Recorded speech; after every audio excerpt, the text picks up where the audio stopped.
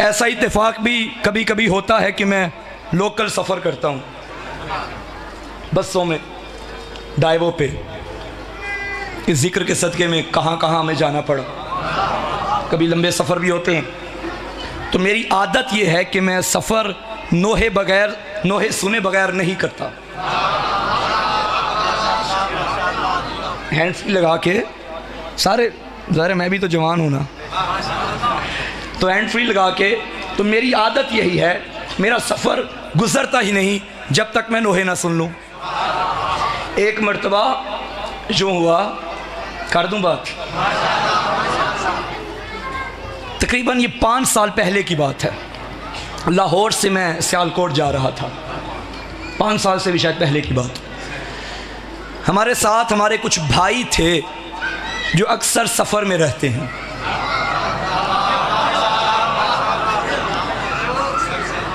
तो उनमें से एक मेरे साथ बैठे थे। अब उन्हें मेरे मोबाइल को उन्होंने नहीं देखा, बल्कि हैंड फ्री को बस देखा, और उन्हें लगा ये भी कोई शायद दुनियादार जवान है। करीब बैठे थे तो तबलीग करना शुरू कर दी उन्होंने कहा भाई गाने सुनना हराम है। मैंने कहा बेशक हराम है भाई, इन कानों को सज़ा मिलेगी अगर दुनिया में गाने सुनोगे। मैंने कहा बिल्कुल मिलेगी, मिलनी भी चाहिए। वो परेशान हो गया कि मैं इसको मना कर रहा हूँ और ये सुनता भी जा रहा है, बोलता भी जा रहा है। वक्त गुज़रता गुज़रता गया और आखिरकार स्टे हो गया, अज़ान मगरिब हो गई। जहाँ स्टे हुआ गाड़ी का, वहाँ एक मस्जिद भी थी। उन्होंने कहा नमाज का वक्त है, ये बंद कीजिए, आइए नमाज पढ़ते हैं। मैंने कहा बिस्मिल्लाह पढ़िए, हम भी चलते हैं। मेरी आदत है और ये होना भी चाहिए, हर मोमिन की जेब में खाके शिफा होनी चाहिए। सफ़र के दौरान मैं निकला, मैंने अपने बैग से खाके शिफा निकाली, अपनी जेब में डाली। जब वज़ू करने वज़ू खाने में गए, हम उनके साथ थे। उनका मसा और था, मेरा मसा और था। उन्होंने जब मसा मेरा देखा, एक मर्तबा उन्होंने टिकटिकी बांध के मुझे देखा सही, मैंने देख लिया कि इन्होंने देख लिया। मैं समझ गया कि ये समझ गए। वज़ू ख़त्म हुआ।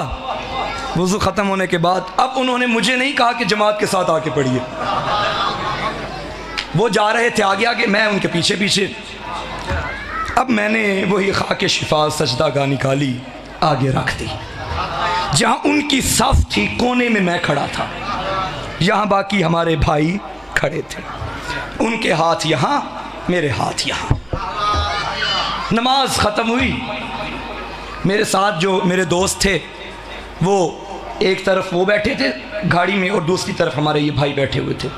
बाद में मैंने उन्हें मना किया कि अब आपने मेरे साथ नहीं बैठना, मुझे अकेला छोड़ देना है। उन्होंने अकेला छोड़ दिया, पीछे चले गए। अब वो पास बैठे हैं। पहले वो तबलीग करते थे, अब मैंने तबलीग की। मैंने कहा साहिब आपने हमें मना किया गाने सुनने से, हम गाने नहीं सुनते अल्हम्दुलिल्लाह। मैंने उससे कहा, समझ तो वो गए थे कि ये कौन है। मैंने उससे कहा मैं नोहे सुन रहा था, क्योंकि अय्याम अज़ा है, गालिबन यही अय्याम थे। मैंने कहा अय्याम अज़ा है तो नोहे सुन रहा था। अच्छा ठीक है। उसके बाद मैंने सोचा मौका मिला है, ऐसे मौके बार बार नहीं मिलते। मैंने कहा भाई आप या अली मदद के कायल हैं? हकीकत मिंबर पे बैठा हूँ। उन्होंने कहा मदद सिर्फ अल्लाह करता है, अल्लाह के अलावा किसी की मदद की ज़रूरत नहीं। मैंने कहा कुरान में कोई दलील? बड़ी ऐसी दलीलें हैं, इहदिनस सिरातल मुस्तकीम, वो इय्याका नअबुदु व इय्याका नस्तईन, हम तेरी ही इबादत करते हैं और तुझ ही से मदद मांगते हैं। मैंने कहा ये आयत रसूल भी पढ़ा करते थे?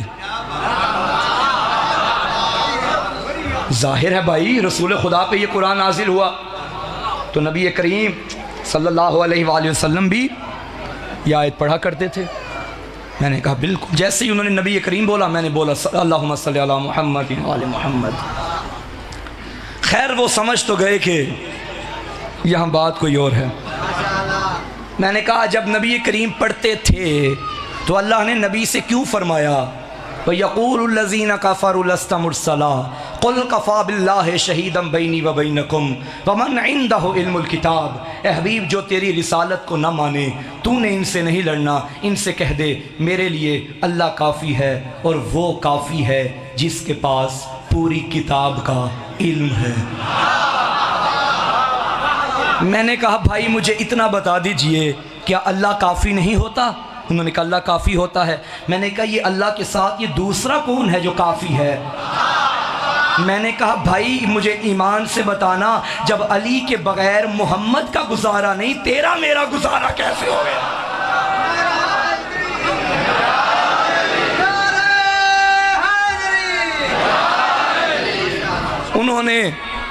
मैंने कहा मुझे इस सवाल का जवाब चाहिए जो अल्लाह ने फरमाया वमन इंदहु इल्मुल किताब, जिसके पास पूरी किताब का इल्म है, ये कौन है जिसके पास पूरी किताब का इल्म है?